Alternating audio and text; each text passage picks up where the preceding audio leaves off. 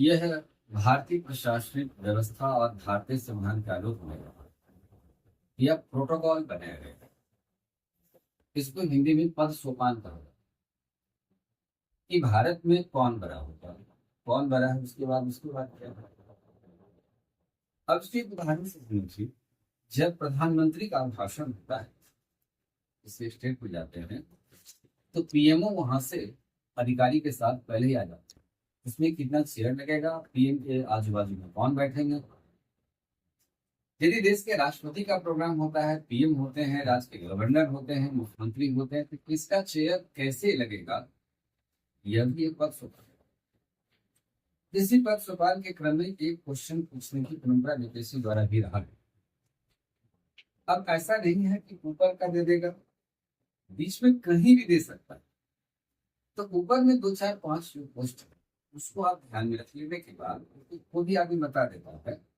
लेकिन जब अंदर से उसको घुसाता है, आरोही अवरोही की बात करने लगता है, तो वहां पर कंफ्यूजन पैदा होना स्वाभाविक है। इसको थोड़ा सा समझ लीजिए। सुरक्षा अधिकारी के बीच में बात करेंगे, उसके सामरिक अधिकारी कौन होते हैं, तो यहाँ पर थोड़ा समझ करके ही उस उत्तर को निकाला जा सकता है। कभी कभी क्वेश्चन नीचे रैंक के अधिकारी के साथ ही पद सोपान के हायरार्की का आरोही अवरोही पूछा करता है। भारत में सबसे बड़ा पोस्ट है राष्ट्रपति का, इसलिए पहला नंबर स्थान राष्ट्रपति है। राष्ट्रपति जहां यदि किसी न्यूज को प्रोग्राम में बीच फ्रंट में उनका स्थान रहेगा। राष्ट्रपति बाद राष्ट्रपति, दूसरा स्थान, तीसरा स्थान प्रधानमंत्री आ जाते हैं, चौथा स्थान पर राज्यपाल। ये जिस राज्य में राज्यपाल रहेंगे उस राज्य में राज्यपाल का चौथा स्थान आ जाता है। उसके बाद भूतपूर्व राष्ट्रपति का स्थान आता है, जो 5 नंबर में बैठेंगे, क्योंकि कभी वो राष्ट्रपति के रूप में सेवा दे चुके हैं, इसलिए उनको इस सम्मान के साथ 5वां स्थान मिला है। 5 को उप प्रधानमंत्री, उप प्रधानमंत्री भारत में हमेशा होता नहीं है, राजनीतिक परिवेश ही उप प्रधानमंत्री पद की व्यवस्था होती आ रही है। तो यदि प्रधानमंत्री बनता है तो 5 को यानी राष्ट्रपति के समकक्ष उनका स्थान दिया जाए। उसके बाद सर्वोच्च न्यायालय का मुख्य न्यायाधीश, उसके बाद केंद्रीय मंत्रिमंडल के सदस्य। अब देखिए, केंद्रीय मंत्रिमंडल के सदस्य के साथ कौन कौन आ सकता है, ये एक साथ 7 नंबर में ही आता है। केंद्रीय मंत्रिमंडल के सदस्य, मुख्यमंत्री अपने अपने राज्य में, नीति आयोग के उपाध्यक्ष, भूतपूर्व प्रधानमंत्री, लोकसभा राज्यसभा के प्रतिपक्ष का नेता, एक term में रहे। फिर 7 पद के रूप में भारत रत्न से सम्मानित इनके समकक्ष में स्थान दिया गया। 8 नंबर में राजदूत उच्चायुक्त। राजदूत और उच्चायुक्त में एक अंतर आता है कि राजदूत उन देशों में होता है जो राष्ट्रमंडल के सदस्य नहीं। उन देशों में यदि भारत में यदि राजनीतिक संबंध स्थापित होती है, तो वहां के जो दूत आएंगे वो राजदूत कहते हैं। और उच्चायुक्त होते हैं कॉमनवेल्थ का जो मेंबर है, राष्ट्रमंडल के सदस्य राष्ट्र जो है, वही राजदूत को अब कहा जाता है वहां पर उच्चायुक्त। तो राजदूत और उच्चायुक्त में अंतर यही है। ये राष्ट्रमंडल इस 10 राष्ट्र के बीच की राजनीतिक संबंध स्थापित करने के मूलभूत नियम की जाती है, उसको उच्चायुक्त कहा जाता है। और ये सिर्फ राजदूत होंगे जो सामान्य राज्य है उसके साथ भी राज्य संबंध स्थापित होता है, तो राजदूत का रहेगा। मुख्यमंत्री राज्य से बाहर, यदि मुख्यमंत्री राज्य से बाहर जाएंगे 8 नंबर पर, जबकि राज्य प्रोग्राम होगा तो फिर इनका स्थान 7 नंबर पर। उसके बाद राज्यपाल राज्य से बाहर का स्थान होगा, जबकि राज्यपाल का स्थान अपने राज्य के भीतर में चौथा स्थान। जब राज्य से बाहर जाएंगे तो राज्यपाल राज्य से बाहर है, तो ये भी देखना है कि राज्यपाल राज्य से बाहर है तो क्या हमारे पे जाते हैं, राज्यपाल राज्य के अंदर है तो क्या हमारे क्रमांक में आ रहे हैं। सर्वोच्च न्यायालय का न्यायाधीश 9 नंबर पे। 9 में ही मुख्य निर्वाचन आयुक्त, जो टीएन सेशन के समय में यह दबाव पर रहा था सरकार के समय, तो यह सर्वोच्च न्यायालय के न्यायाधीश के समकक्ष स्थान दिया गया। उस पर नियंत्रक महालेखा परीक्षक। उसके बाद राज्यपाल 10 नंबर में राज्यसभा के उपसभापति, राज्य के उप मुख्यमंत्री, लोकसभा उपाध्यक्ष, नीति आयोग सदस्य, केंद्रीय राज्य स्तरीय मंत्री। यह एक साथ ही 10 नंबर में स्थान है। तो 10 नंबर में कौन कौन हो सकते हैं, इसमें ये गौर करना है कि राज्यसभा के उपसभापति है, राज्य के मुख्यमंत्री है, लोकसभा के उपाध्यक्ष हो जाते हैं, नीति आयोग के सदस्य, केंद्रीय राज्य स्तरीय मंत्री। 11 नंबर में महान्यायवादी, मंत्रिमंडलीय सचिव, उपराज्यपाल अपने अपने क्षेत्र में। उपराज्यपाल केंद्र शासित प्रदेश में होते हैं, तो यहाँ पर अपने अपने क्षेत्र में उपराज्यपाल भी महान्यायवादी के समकक्ष 11वां स्थान पर आते हैं। उसके बाद जनरल और सेनाध्यक्ष जो आते हैं डिफेंस से रिलेटेड, ये 12 नंबर में। 13 नंबर में विधानसभा के अध्यक्ष आएंगे, विधान परिषद के उपसभापति, उच्च न्यायालय के विधानसभा अध्यक्ष, विधानसभा के सभापति हैं। विधान परिषद के सभापति, उच्च न्यायालय के मुख्य न्यायाधीश अपने अपने क्षेत्र में अपने प्रधान क्षेत्र के भीतर में रहते हैं। 3 का स्थान 13वां। 14 नंबर में राज्य मंत्रिमंडल स्तर के मंत्री, केंद्र शासित प्रदेश के मुख्यमंत्री, केंद्रीय उप मंत्री। 15 नंबर में अनुसूचित जाति जनजाति आयोग के अध्यक्ष, संघ लोक सेवा आयोग के अध्यक्ष, उच्च न्यायालय के मुख्य न्यायाधीश अपने क्षेत्र से बाहर जाते हैं। विधानसभा अध्यक्ष और उच्च न्यायालय का मुख्य अपने क्षेत्र से बाहर, ये इनका रहेगा। विधानसभा उपाध्यक्ष, विधान परिषद के सभापति, राज्य स्तरीय मंत्री, राज्य के जो राज्य स्तरीय मंत्री हैं उनके स्थान, केंद्र शासित प्रदेश के विधानसभा अध्यक्ष, इनका नंबर 15 नंबर में श्रेणी में यह स्थान पर रहेगा। 16 नंबर में संसद सदस्य, 17 में आर्मी कमांडर समग्र रैंक के अधिकारी, उनका स्थान रहेगा। 18 नंबर में लेफ्टिनेंट जनरल का समग्र रैंक वाले अधिकारी, उसके रैंक के इक्विवेलेंट जो अधिकारी होते हैं ये रहते हैं। इस प्रकार से 18 नंबर तक का मैंने सभी को यहाँ रखा था। अब इसमें ऊपर नीचे कहीं भी दे सकता है कि कौन इसमें क्रम में वरीयता में श्रेष्ठ है, वरीयता में ऊपर है, वरीयता में नीचे है, ऊपर से नीचे दर्शावे, नीचे से ऊपर दर्शावे, ऐसे करके क्वेश्चन देता है। इस इतना चीज याद रखा जाए, इसके भीतर में क्वेश्चन पकड़ में आ जाएगा। अब इस बात को देखना है कि संसद से संबंधित जो महत्वपूर्ण अनुच्छेद है, अब उस पर चर्चा करते हैं। संसद से संबंधित महत्वपूर्ण अनुच्छेद, जब हम इन प्रस्ताव पर है गंभीरता के साथ उसको हम आगे तथ्यात्मक और कॉन्सेप्ट से उसको पढ़ते हैं, तो हमें यह भी जानकारी रखना चाहिए कि महत्वपूर्ण अनुच्छेद संसद का क्या है, जहां से सीधे सीधे क्वेश्चन पूछे। तो कुछ अनुच्छेद का लिस्ट में होना चाहिए। जैसे सर संसद में राष्ट्रपति भी आ जाते हैं, तो राष्ट्रपति के लिए 52 से 61 तक हमने दे दिया मन पकानिकों का ड्यूरेशन। उपराष्ट्रपति उसके बाद शुरुआत हो जाता है। उपराष्ट्रपति का निर्वाचन से क्वेश्चन पूछता है, तो उसकी आर्टिकल 66 के रूप में आप उसको देख लीजिए।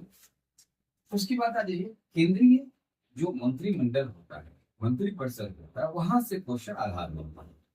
तो एक्ट 74 राष्ट्रपति के कार्य में सलाह तथा सहायता देने के लिए एक मंत्री परिषद होती है, जिसका प्रधानमंत्री होता है। आपको यदि आर्टिकल को अभी से नोट करते चलिए, हाथ बढ़ाते चलिए। 74 राष्ट्रपति के कार्य में सलाह का सहायता देने के लिए एक मंत्री परिषद होती है, जिसका प्रधानमंत्री होता है। इसी तरह से इसको याद भी रखेंगे, राष्ट्रपति के कार्य में सलाह का सहायता देने के लिए मंत्री परिषद होती है, जिसका प्रधानमंत्री होता है। अब यहां से क्वेश्चन किस प्रकार से आता है, केंद्रीय मंत्री परिषद का गठन कौन करता है? राष्ट्रपति करते हैं। आपने जवाब भी देने का प्रयास करिए, राष्ट्रपति करते हैं। इस केंद्रीय मंत्री परिषद का प्रधान कौन होता है? प्रधानमंत्री होता है। तो ऑलरेडी जितने भी मंत्री परिषद सदस्य हैं, गठन करने की जिम्मेदारी राष्ट्रपति का होता है। एक्ट 75 अब कहता है लोकसभा के बहुमत दल के नेता को राष्ट्रपति प्रधानमंत्री पद पर नियुक्ति करते हैं। लोकसभा के बहुमत दल के नेता को राष्ट्रपति प्रधानमंत्री पद पर नियुक्ति करते हैं। तो प्रधानमंत्री की नियुक्ति कौन करता है? आज बहुत बार क्वेश्चन आया है, बिहार दरोगा पर भी पूछा, प्रधानमंत्री का नियुक्ति होता है कि निर्वाचन? सीधा संविधान कर रहा है नियुक्ति।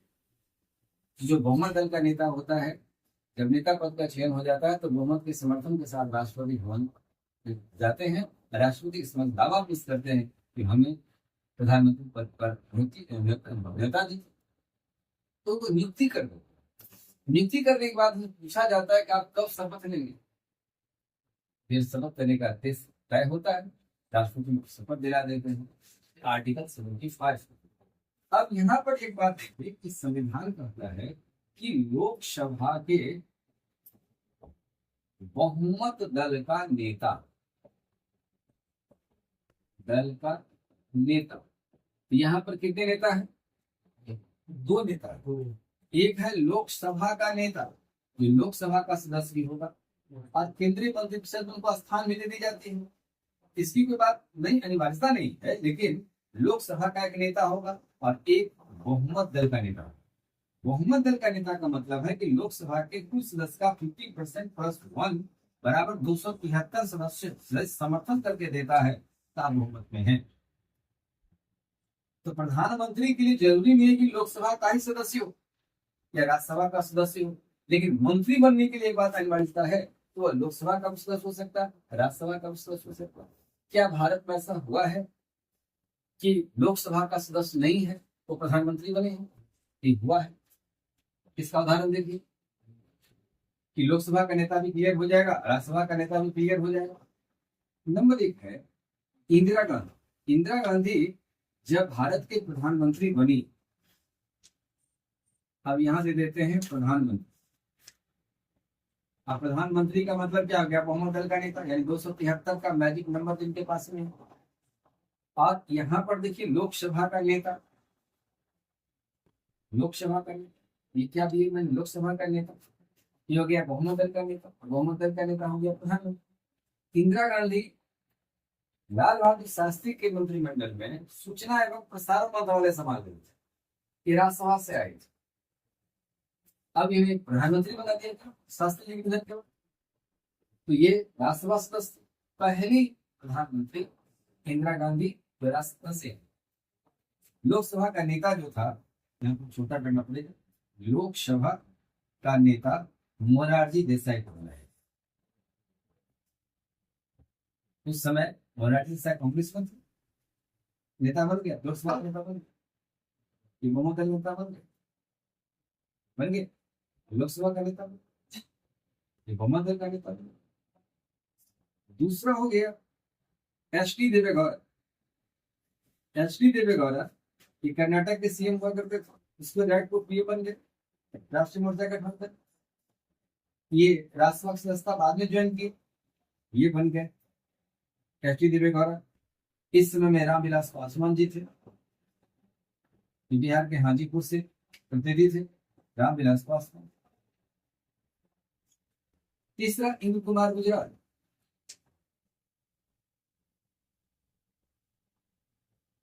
गुजराल ये जब प्रधानमंत्री बने देवेगौड़ा के मंत्रिमंडल में, ये विदेश विभाग संभाल रहे थे, ये राज्यसभा से आते थे इंदु कुमार गुजराल। तो फिर इनके समय में भी रामविलास पासवान ही नेता।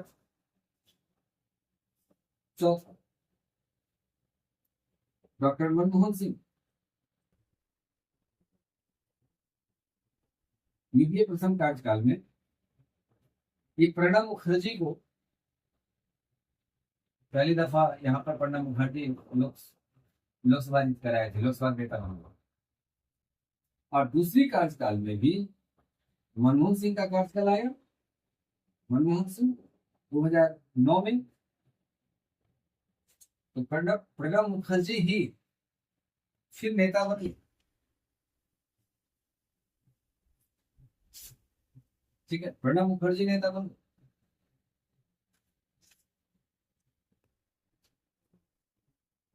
लेकिन प्रणब मुखर्जी जैसे राष्ट्रपति बन गए, तब ये दूसरा Sushil Kumar Shinde,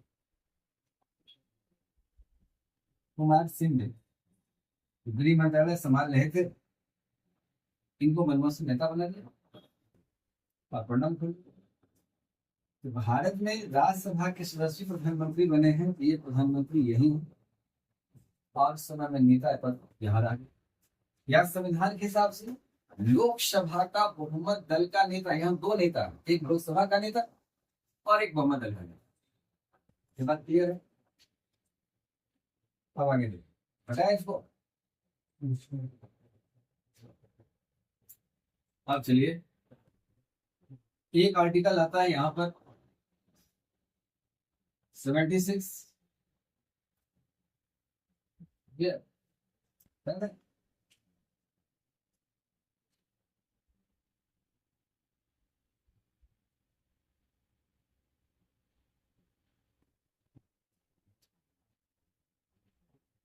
act 76 attorney general, महान्यायवादी की नियुक्ति कौन करते हैं? राष्ट्रपति करते हैं। छोटी छोटी क्वेश्चन वाले देख लीजिए। शपथ राष्ट्रपति बुलाएंगे। ये त्याग पत्र किस देना चाहेंगे कार्यकाल के भीतर में? राष्ट्रपति को देंगे। इनका सामान्यतः कार्यकाल 5 वर्ष का होता है, लेकिन ये राष्ट्रपति के प्रसाद पर्यंत कार्य करते हैं, बीच में भी हटा दिए जाएंगे। ये इनकी योग्यता सर्वोच्च न्यायालय के न्यायाधीश के समान होता है, सुप्रीम कोर्ट न्यायाधीश जज के समान होता है। इन्हें भारत का प्रथम विधि अधिकारी कहलाता है, प्रथम विधि अधिकारी कहे जाते हैं। यही एकमात्र ऐसे व्यक्ति हैं जो सदन की कार्यवाही में भाग लेते हैं लेकिन वोट नहीं देते हैं। इन्हें सदन की कार्यवाही में भाग लेने का अधिकार है, लेकिन वोट देने का अधिकार नहीं है। मान्यवादी हो। अब आता है एक्ट 89। एक्ट 89 उपराष्ट्रपति को राज्यसभा का पदेन सभापति कहा जाता है। ये राज्यसभा के पदेन सभापति होते हैं, यानी उपराष्ट्रपति राज्यसभा का पदेन सभापति होते हैं, सभापति होते हैं। पदेन शब्द का मतलब यहां हो गया उस सदन के आप सदस्य नहीं, उस सदन के आप सदस्य नहीं, इसलिए आपको पदेन शब्द जुड़ गया। एक काम किया जाएगा, सभापति तो करेगा, पदेन सभापति। एक संवैधानिक टर्मिनोलॉजी है पदेन। पदेन का मतलब उस सदन के सदस्य नहीं, लेकिन आपको जो अधिकार दिया जा रहा है किसका? सभापति का, पदेन सभापति। और कुछ ऐसे भी संविधान में चर्चा आई है जो पदेन सदस्य उस सदन के लिए सदस्य नहीं, आप से दूसरे हाउस के सदस्य, लेकिन आपको अधिकार दी जाती है। जैसे जिला परिषद में जिला परिषद के जनता द्वारा निर्वाचित सदस्य होते ही साथ ही उस जिले से निर्वाचित जितने भी सांसद, जितने भी member of parliament, Lok Sabha and Rajya Sabha और राज्य विधानमंडल, national assembly, member of legislative assembly and member of legislative council, सभी मेंबर उस जिले से निर्वाचित होने वो पदेन सभापति यहाँ पदेन सभापति की भूमिका में कार्य करते हैं। एक्ट 93 यह कहता है कि लोकसभा अपने ही सदस्यों में से एक अध्यक्ष और एक उपाध्यक्ष का निर्वाचन करते हैं, लेकिन ये अध्यक्ष और उपाध्यक्ष वही होंगे जो उस लोकसभा से किसी न किसी भारत के क्षेत्र से 543 लोकसभा क्षेत्र में से वो निर्वाचित हुए हों, यानी कुछ लोकसभा का सदस्य हुआ। ऐसे अध्यक्ष, ऐसे उपाध्यक्ष हो सकते हैं। फिर एक्ट 95 के तहत इन्हें पदमुक्ति भी किया जाता है और उनकी पीठासीन करने के लिए 6 व्यक्ति कम से कम नाम दी जाती है जो लोकसभा के सदस्य होते हैं। 1 2 3 4 5 6 अध्यक्ष नहीं है, उपाध्यक्ष अध्ययन का दस्ता करेंगे। उपाध्यक्ष भी नहीं है, 1 नंबर 2 नंबर 3 नंबर, इस तरीका से सभा का सभा का कार्यवाही चलती है। आगे भी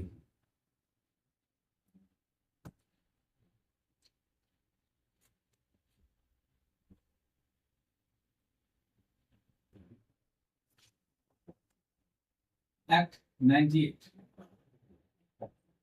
लोकसभा के महासचिव की नियुक्ति लोकसभा अध्यक्ष को करने का अधिकार है। लोकसभा में जितने भी कर्मचारी सचिवालय में होंगे, लोकसभा के सचिवालय में कर्मचारी की नियुक्ति भी अध्यक्ष ही करें। इसी प्रकार से राज्यसभा के महासचिव की नियुक्ति राज्यसभा के सभापति करते हैं और उसके जो कर्मचारी होंगे राज्यसभा के सभापति द्वारा ही नियुक्ति होंगे। तो इस प्रकार से महासचिव की व्यवस्था भी है। ये महासचिव IAS, सीनियर IAS व्यक्ति को ही बनाने की परंपरा रही है, बनाए जाते हैं। इनका भी जवाब बहुत बेहतरीन होता है कि लोकसभा के भीतर में कोई विधेयक आते हैं, विधेयक की छटनी स्वीकृति करने में भी उनकी भागीदारी होती है, सदन में कोई विधेयक आता है तो लोकसभा अध्यक्ष को यदि आप नहीं दे पाते हैं तो महासचिव को भी आप प्रदान करेंगे। इस प्रकार से यह एक प्रशासनिक व्यवस्था के रूप में इसका स्थान रखा गया। एक्ट 99 कहता है कि लोकसभा का सदस्य शपथ लेते हैं, ओथ लेने की परंपरा है। अब इस शपथ कौन दिलाते हैं? सीधा क्वेश्चन बीपीएससी में यानी पीटी टैब पर क्वेश्चन यदि पूछा जाता है कि शपथ कौन दिलाते हैं, तो लोकसभा के अध्यक्ष दिलाते हैं। सॉरी, ये तो सामान्य, पहले आप ऐसा समझिए, ग्रास रूट से समझिए, ये राष्ट्रपति का अधिकार है कि आप उनको शपथ दिलाओ। लेकिन संविधान कहता है कि राष्ट्रपति को सदन की कार्यवाही में भाग लेने का अधिकार नहीं। जब नहीं है तो शपथ सदन में कैसे दिलाएंगे? तो राष्ट्रपति लोकसभा के निर्वाचित सदस्य में से भी किसी एक सदस्य को शपथ दिला देते, और शपथ दिला दी कौन? राष्ट्रपति दिलाते। ये कहलाए प्रोटेम स्पीकर। प्रोटेम स्पीकर यानी अस्थायी अध्यक्ष। ये अस्थायी अध्यक्ष पद पर नियुक्त हो गए। अब इसको हिंदी में अस्थायी अध्यक्ष कहा जाता है। अब इनका दो काम है, प्रोटेम स्पीकर का दो कार्य है।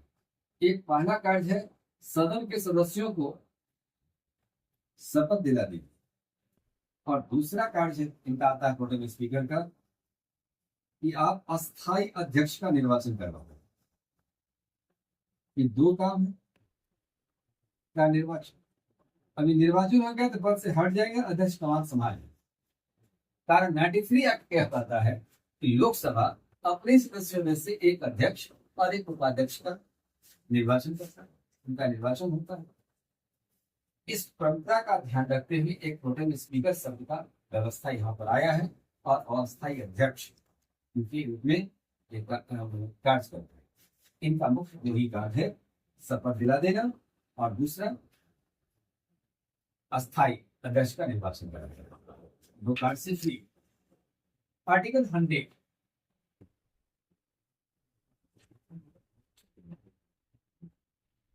एक्ट 100 यह कहता है, यहाँ दो बात 100 के भीतर चर्चा है। एक आया है कोरम, यानी हिंदी में इसको गणपूर्ति कर। सदन के कुल सदस्य का 1/10 सदस्य की उपस्थिति अनिवार्य होती है। जैसी लोकसभा है यानी 1/10 सदस्य की उपस्थिति अनिवार्य। यदि इससे कम सदस्य है तो लोकसभा में लोकसभा का अध्यक्ष का अधिकार है, राज्यसभा में राज्यसभा के सभापति को अधिकार है कि कोरम लगाकर सदन की कार्यवाही को स्थगित करना। तो किसी भी बैठक को स्थगित करने का अधिकार सदन के पीठासीन पदाधिकारी यानी लोकसभा में लोकसभा का अध्यक्ष का, राज्यसभा में राज्यसभा सभापति का। सत्र की समाप्ति करने का अधिकार राष्ट्रपति को। कोरम 1/10 सदस्य। अब जैसे लोकसभा में कुल सदस्य कितने होते हैं? 543, इसका 1/10 अर्थात 54 सदस्य यदि है कार्यवाही चलेगी, अन्यथा नहीं चलेगी। इसी प्रकार से राज्यसभा में रिप्रेजेंटेटिव 245 मेंबर है, तो 245 का 1/10 मेंबर चाहिए। अब आखिरी में पूछे जाते हैं लोकसभा में कुल कितना कोरम है। लोकसभा को चलने के लिए कम से कम न्यूनतम 16 सदस्य होना चाहिए। ये कोरम आधार रहता है। 100 के भीतर में कोरम की चर्चा है। दूसरी बात है कि ये सभापति अध्यक्ष होते हैं, यानी अध्यक्ष यानी लोकसभा अध्यक्ष, सभापति यानी राज्यसभा के सभापति को सदन में वोट देने का अधिकार नहीं। इन्हें वोट देने का अधिकार नहीं, इन्हें निर्णायक वोट देने का अधिकार बनता है। ये निर्णायक वोट नहीं। जब पक्ष में सामान्य मत आ जाएगा तो अध्यक्ष को फैसला करना होगा कि हम किधर फैसला लेते हैं, वो जिधर जाएंगे वह निर्णित मामला हो जाएगा। अध्यक्ष और सभापति को सदन में निर्णायक वोट देने का अधिकार है, सामान्य सदस्यों की तरह उन्हें वोट देने का अधिकार नहीं।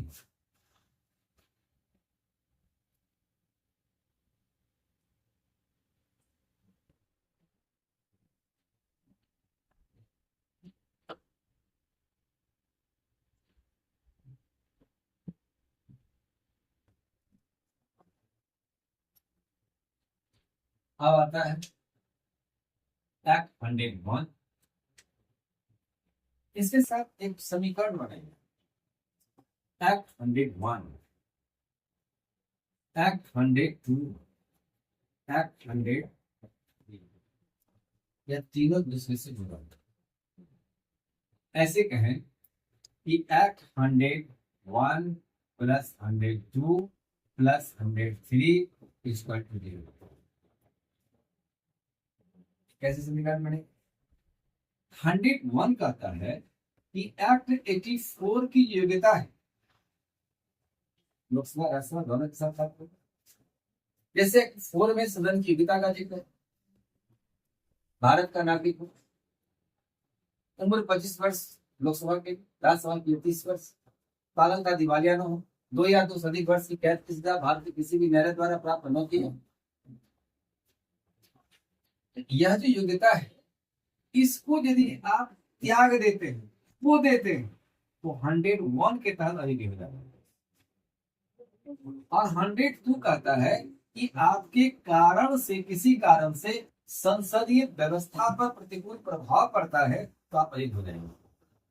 जैसे किसी नक्सली गतिविधि से जुड़ जाते, लाभ के पद को धारण कर लेते, चरित्रहीन हो जाते हैं, आतंकवादी गतिविधि से मिल जाते हैं, युद्ध के समय आप जो हमारे आक्रमणकारी देश है उसके साथ सहायता देने लगते हैं, 102 के तहत अयोग्य हो जाए।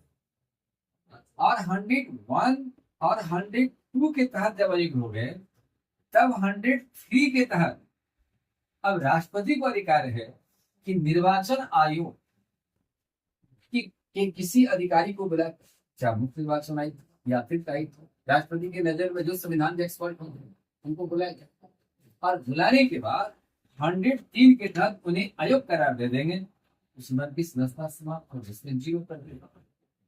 इसलिए 101 और 102 के तहत जब कोई सदन का सदस्य अयोग्य हो जाएंगे, अंतिम रूप से राष्ट्रपति के पास भेजा जाएगा, अब आप सदन पे अयोग्य हो, आपको नोटिस कर दी जाएगी। और एक्ट 104 कहता है कि जब आप अयोग्य हो गए तो सदन की कार्यवाही में भाग नहीं ले सकते। यदि सदन की कार्यवाही में भाग लेंगे तो आपको 500 रुपया प्रतिदिन के हिसाब से आर्थिक दंड जुर्माना स्वरूप वसूल किया जाएगा। 104, ये 101, 102, 103, 104 इससे व्यवस्था से जुड़ा। क्या कोई दिक्कत नहीं, कोई कौन? अब आता है 100, महत्वपूर्ण आ जाइए।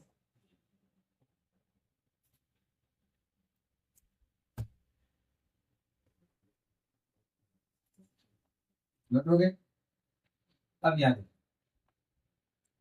अब एक आता है 107 के बारे में पता होगा, चर्चा पीछे भी किए हैं।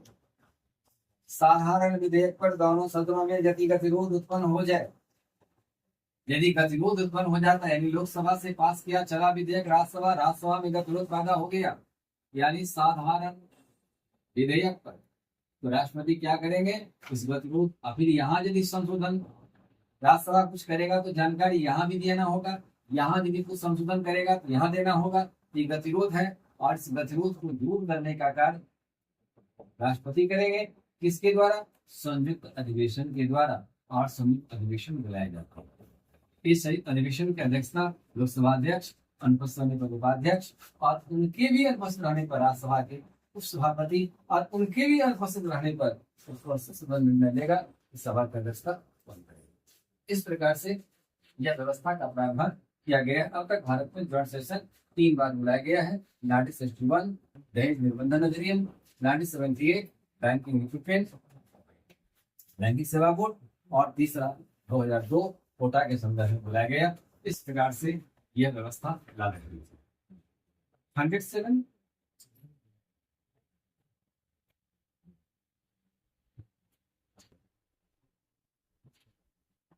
ज्वाइंट सेशन, संयुक्त अधिवेशन की चर्चा जो है, यह ज्वाइंट सेशन 108 के तहत आया।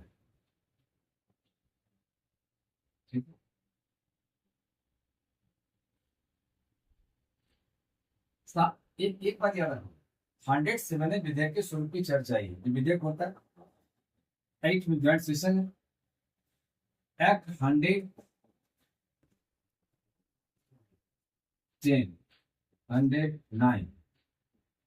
इसमें धन विधेयक लोकसभा में पेश किए जाते हैं, लोकसभा में पेश किए जाएंगे, लोकसभा पास करेगा तो राज्यसभा को मात्र 14 दिन का अधिकार होता है। और एक्ट 110 का भीतर का चर्चा है कि धन विधेयक को परिभाषित करने का काम लोकसभा अध्यक्ष करते हैं कि कोई विधेयक धन विधेयक है वा नहीं, सब विधेयक पर हस्ताक्षर करते हैं। 111 कहता है कि जब दोनों सदनों से विधेयक पारित हो जाता है तो राष्ट्रपति के पास अंतिम रूप से भेजा जाता है। तो राष्ट्रपति 3 कार्य में से कोई एक कार्य कर सकते हैं। विधेयक को स्वीकृति देते हैं, विधेयक कानून बने, या विधेयक को पुनर्विचार के साथ सदन को लौटा देते हैं, दूसरी बार में राष्ट्रपति की बाध्यता हो जाती है, या विधेयक को अपने पास सुरक्षित रखते हैं। 3 कार्य में से कोई एक ही कार्य राष्ट्रपति को करने का अधिकार है। और 112 यह कहता है, एक्ट 112 कहता है कि आय व्यय का विवरण प्रत्येक वर्ष राष्ट्रपति, जिसके पास वित्त मंत्री होगा, वित्त मंत्री के द्वारा समय समय पर सदन में पेश करवाते हैं। आय व्यय का विवरण, जिसको आमतौर पर बजट। एक्ट 120 सदन का कार्यभाषा जो है, कार्यभाषा या हिंदी या अंग्रेजी में होगा, 2 ही भाषा में होगा, हिंदी या अंग्रेजी में होगा। लेकिन यदि कोई सदस्य हिंदी या अंग्रेजी नहीं जानता है तो पीठासीन पदाधिकारी के मदद से अपनी मातृभाषा में बोल सकता है। 100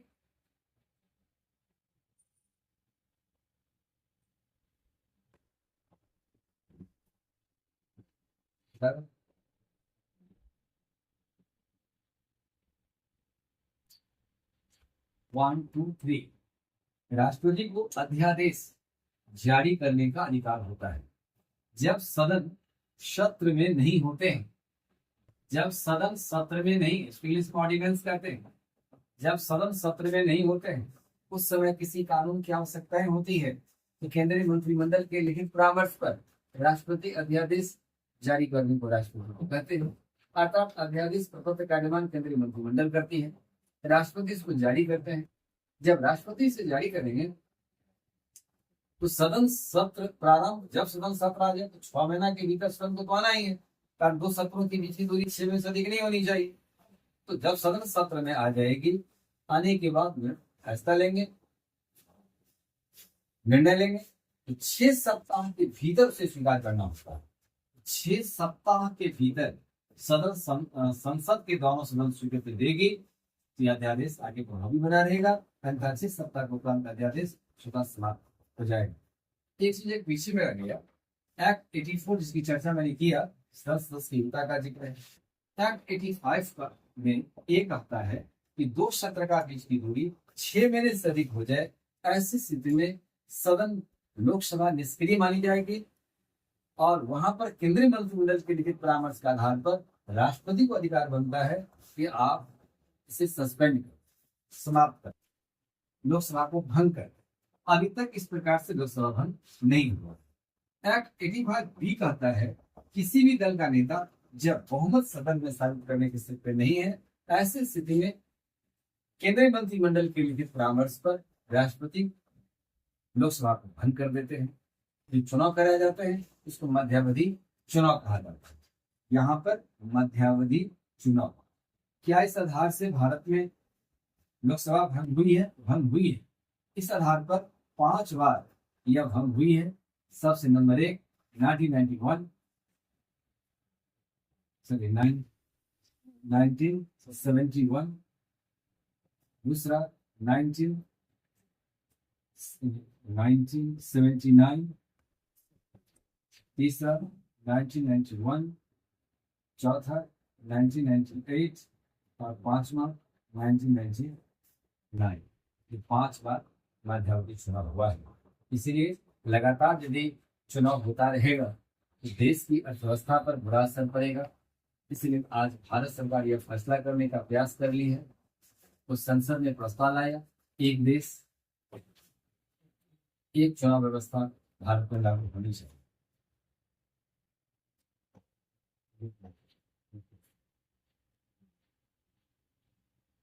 एक बार ध्यान देखिए, एक एक्ट 107 था, इसमें साधारण विधेयक की चर्चा है। साधारण विधेयक किसी भी सदन में पेश किए जा सकते हैं, या तो वह विधेयक लोकसभा हो या राज्यसभा, इसके बारे में चर्चा की जाती है। अब पूरे आर्टिकल के साथ इसमें आ चुकी है। 87 एक्ट एक है, 87 है कि नवनिर्वाचित लोकसभा के प्रथम सत्र में और वर्ष के प्रथम सत्र में राष्ट्रपति अभिभाषण देते हैं। यह अभिभाषण का आशय होता है सरकार की एक वर्ष की योजना। यह अभिभाषण प्रवक्ता केंद्रीय मंत्रिमंडल बनाते हैं। एक्ट 87 के तहत देने का अधिकार राष्ट्रपति को बनता है। ये सभी मेजर आर्टिकल आपने समेट लिया। लेकिन एक चीज देखो, एक बड़ी जिज्ञासा का विषय होता है कि राज्यसभा सदस्य का निर्वाचन कैसे होगा। हटा दें, राज्यसभा सदस्य का निर्वाचन होता कैसे? निर्वाचन वयस्क मताधिकार के आधार पर प्रत्यक्ष रूप से गुप्त रीत से चुनाव होती है, लेकिन राज्यसभा के लिए कुछ नवीन व्यवस्थाएं फॉर्मूला उसके साथ लागू है। राज्यसभा सदस्य का निर्वाचन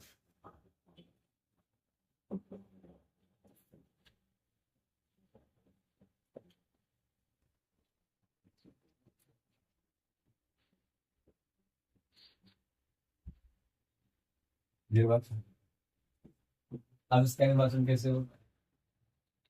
लोकसभा का निर्वाचन वयस्क मताधिकार आधार पर होगा, वयस्क रूप से प्रत्यक्ष रूप से, वयस्क मताधिकार के आधार पर प्रत्यक्ष रूप से, गुप्त रीत से मतदान। लेकिन राज्यसभा के अलग होता है। राज्यसभा से सदस्य का जो निर्वाचन होता है, 1/3 सदस्य 1/3 सदस्य प्रत्येक 2 वर्ष पर स्थान लेते हैं। तो पूरा सदस्य का निर्वाचन एक साथ होता नहीं, व्यवस्था सदन। इसमें एक मैथमेटिकल फॉर्मूला होता है। इस मैथमेटिकल फॉर्मूला में कहा जाता है विजय होने के लिए आप यदि कोई प्रत्याशी विजय होता है, विजयी होने के लिए उसे निर्धारित कोटा प्राप्त करना पड़ता है।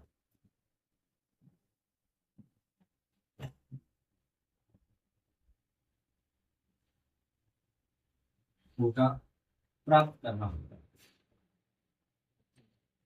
यह अनिवार्य है। हम मान लिया कि राजस्थान है, राजस्थान में मान लिया कि 4 सीट का राज्यसभा सदस्य का निर्वाचन होता है। इसके एक फॉर्मूला होता है कि कुल मतदान बट्टा कुल विजयी उम्मीदवार